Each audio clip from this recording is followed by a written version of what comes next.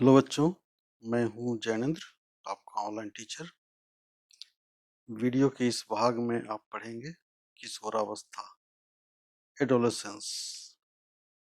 हम सभी जानते हैं कि सभी जीवों में किसी निश्चित अवधि के बाद कुछ बदलाव आते हैं। मनुष्यों में भी कई प्रकार के बदलाव देखने को मिलते हैं, जैसे आवाज का भारी होना, महिलाओं में आवाज का पतला होना, चेहरे पर दाढ़ी मूछें आना, शरीर का आकार, लंबाई इत्यादि में वृद्धि। इस प्रकार समय बीतने के साथ साथ मनुष्यों के जीवन में कई शारीरिक, मानसिक तथा सामाजिक बदलाव होते हैं। आज आप अपने जीवन की महत्वपूर्ण अवस्था किशोरावस्था के बारे में जानेंगे। किशोरावस्था को यौवनारंभ भी कहा जाता है और जीवन काल की वह अवधि जब शरीर में ऐसे परिवर्तन आते हैं जिसके परिणाम स्वरूप जनन परिपक्वता आती है, किशोरावस्था कहलाता है। और इसकी शुरुआत लगभग 10 से 12 वर्ष की आयु से शुरू हो जाती है और 18 से 19 वर्ष तक रहती है। लड़कियों में यह 1-2 वर्ष पूर्व ही प्रारंभ हो जाता है। जीवन काल की इस अवधि को अंग्रेजी में टीन्स भी कहा जाता है और इस अवस्था के बालक बालिकाओं को टीन एजर्स कहलाता है। टीन एजर्स अर्थात किशोर या किशोरी कहलाते हैं। और यौवनारंभ में होने वाले जो परिवर्तन हैं वो निम्नलिखित हैं। यौवनारंभ में जनन क्षमता के विकास के साथ साथ कई शारीरिक, मानसिक एवं भावनात्मक बदलाव होते हैं। जैसे पहला है लंबाई में वृद्धि। लड़कियों की लंबाई 16 से 17 वर्ष तक पूरी हो जाती है और लड़कों की लंबाई की वृद्धि 1-2 साल अधिक होती है। दूसरा है शारीरिक आकार में परिवर्तन। किशोर किशोरियों के कंधे और सीने चौड़े होने लगते हैं। इसके बाद स्वर में परिवर्तन आता है। यौनारंभ में स्वर यंत्र, जिसको लैरिंक्स भी कहा जाता है, लैरिंक्स में वृद्धि होने लगती है, जिससे लड़कों का आवाज भारी होने लगता है तथा लड़कियों का आवाज पतला और सुरीला होने लगता है। लड़कों का स्वर यंत्र लड़कियों की अपेक्षा बड़ा हो जाता है और गले के सामने उभरा हुआ दिखाई देने लगता है, जिसे एडम्स एप्पल कहा जाता है। एडम्स एप्पल, इसको याद रखिएगा।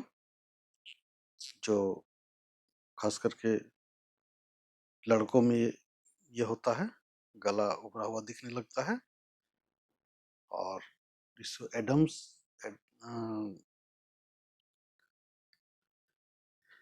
एडम्स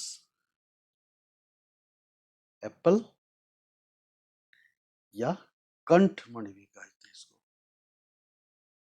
कंठ मणि कहा जाता है। इसके आगे है स्वेद या तेल ग्रंथियों की क्रियाशीलता में वृद्धि। किशोरावस्था में स्वेद तथा तेल ग्रंथियों का स्राव बढ़ जाता है, जिससे फुंसियां और मुहासे होने लगते हैं। इसके बाद का परिवर्तन है मुख्य रूप से जनन अंगों में परिपक्वता आने लगता है।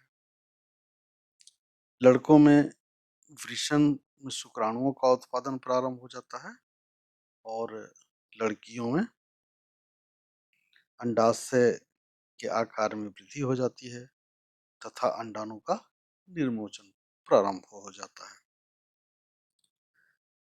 इसके साथ ही मानसिक, बौद्धिक और संवेदनात्मक परिवर्तन आता है। किशोरावस्था में अपेक्षाकृत बौद्धिक विकास होता है, सोचने के ढंग में परिवर्तन हो जाता है, सीखने की क्षमता बढ़ जाती है। इस अवस्था में असुरक्षा जैसी भावना भी आ जाती है और ये प्राकृतिक परिवर्तन होते हैं जो शारीरिक वृद्धि के कारण उत्पन्न होते हैं। इसलिए इस अवस्था में ज़्यादा घबराने की आवश्यकता नहीं होती है, क्योंकि ये सारा परिवर्तन शरीर में हार्मोन्स के कारण होते हैं। और मुख्य रूप से किशोरावस्था में जो परिवर्तन होता है वो होता है गौण लैंगिक लक्षणों का विकास।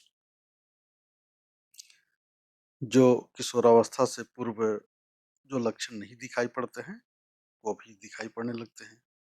जैसे लड़कों में मूछें आने लगती हैं, दाढ़ी आने लगता है, लड़कियों में स्तनों का विकास होने लगता है। इस अवस्था में लड़कों तथा लड़कियों की पहचान अस्पष्ट हो जाती है, इसलिए इन्हें गौण लैंगिक लक्षण कहा जाता है। और गौण लैंगिक लक्षणों के कारण मुख्य रूप से हार्मोन्स होते हैं और यौनारंभ में परिवर्तन होने वाले का मुख्य जो कारण है, जो यौनारंभ में परिवर्तन होते हैं वो है हार्मोन्स। और किशोरावस्था में होने वाले हार्मोन्स नियंत्रित होते हैं। हार्मोन्स क्या है? हार्मोन्स एक प्रकार का रासायनिक पदार्थ होते हैं जो अंतःस्रावी ग्रंथियों द्वारा स्रावित होते हैं, जो मुख्य रूप से यौनारंभ के साथ जो वृषण हार्मोन है, जो पुरुष हार्मोन्स टेस्टोस्टेरोन